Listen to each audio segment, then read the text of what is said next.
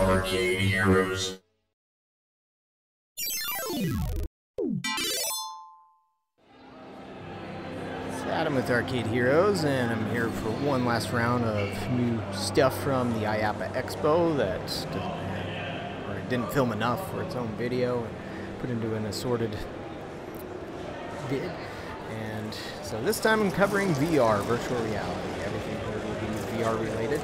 Here's Hyperdeck, and they've been around for a while. They have these stationary turrets that look like guns in the game, and the floor will move, it'll rumble, there'll be wind effects, so it's kind of what we like to call a 5D simulator in the industry. It's just multiple features.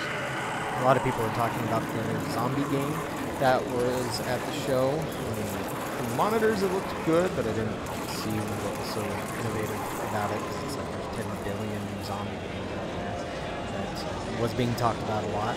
And that was at the Creative Works booth, as was this Limitless VR setup, which this is to allow family entertainment centers or other venues to be able to configure their own mazes. And so instead of being the general open arena wireless thing, they add in the walls, which again, the venue can move around, and then it'll change what virtual objects are in the game.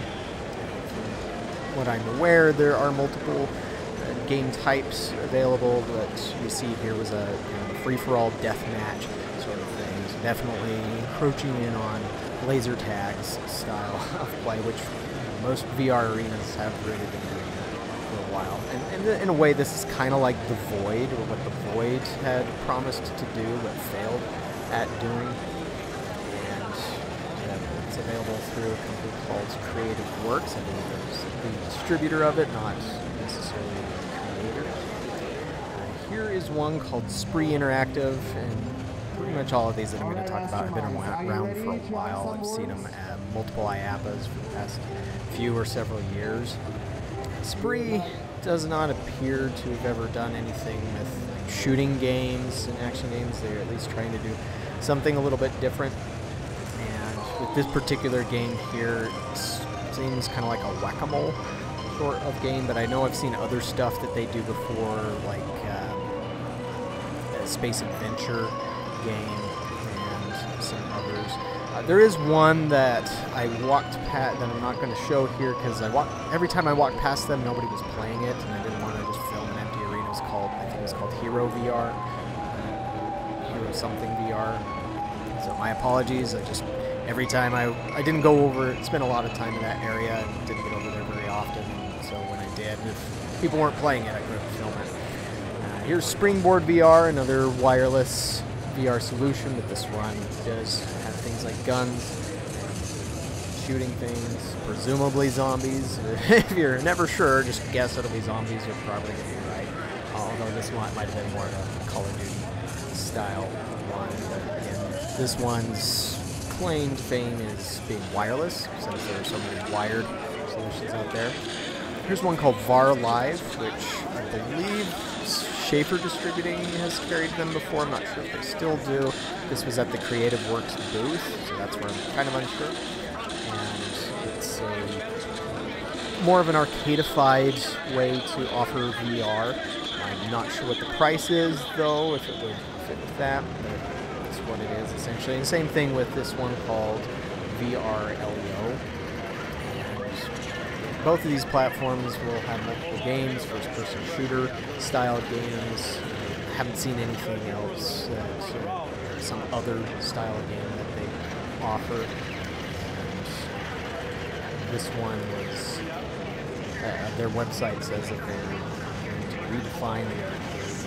As I mentioned in my video about VR, I wanted to comment hot on it. I just don't agree with that assessment, that statement.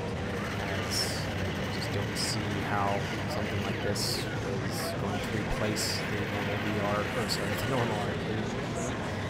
I mean, sure, it has its place, but it just depends on the facility. And most of the stuff that we've seen on Intel, VR Live, and LEO requires an attendant. It's just something that simply cannot go into an arcade like a lot of arcade locations. And sometimes some of these like this is from VR360. I think these ones are touted as, most of their products are touted as not requiring an attendant to operate, but they have things that do, like this arena. And this particular company, I think they're based out of Turkey, but my apologies if I'm wrong there. Everything that they do is VR, and they have quite a few products, mostly simulator rides, but they do have some interactive stuff, and including cool infinity mirrors. But this one, a driving game, and side there to the left, you can sort of see one that's kind of like a flight simulator style game. It's got quite a few products, and so interesting on that. And last but not least is the very first time that I saw the two-player setup of Sega's VR game. And so this one I've filmed before, but every single time that I came across it, it was only the single-player one, but on the website they would only show this two-player one. And so here's what it looks like. And very cool LED effects. So that's one thing Sega's really been improving at lately, is LED effects on their games. Drone Racing Genesis is one that's really cool, and then of course this one. Which I actually think the developers are the same, 3 Mind Wave, which is out of Hong Kong. But yeah, those are some of the other VR stuff, VR products that were at the IAAPA 2022 trade show. There are some others which I've shown in other videos, which I have a more lengthy video of. Overall, I disagree with some of my colleagues who think that this is the future and this is going to replace arcades or the regular flat display. I've laid out my reasons for that, but still, like I said, these can complement the arcade and complement what they offer there. It just has to do something different. And of course, this game, its claim to fame is this gun design, which now others are copying. But anyways, thank you so much for watching all my IAAPA 2022 videos. I also will have a live stream IAAPA 2022 review. And I have a couple of other videos of just things that I've already filmed, like that Heat Unleashed, just to get them out there.